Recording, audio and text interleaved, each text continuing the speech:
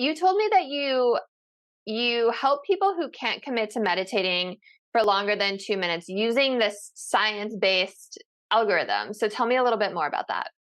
Yeah, so it's a systematic framework called positive intelligence, and one of the pieces that they use is called PQ reps.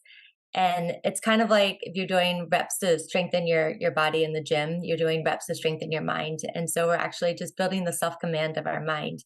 But rather than to ask you to sit down and be quiet and try to clear your mind for 15 minutes, which a lot of people find really inaccessible, these can be done in as quick as 10 seconds.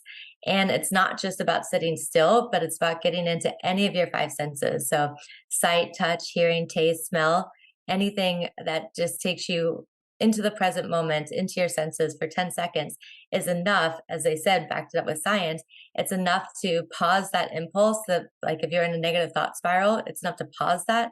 So you have an opportunity to choose something that feels better. You can choose either a neutral or positive thought, but you could change the way that you're feeling from that. So is this something that you do when you feel a negative thought come up?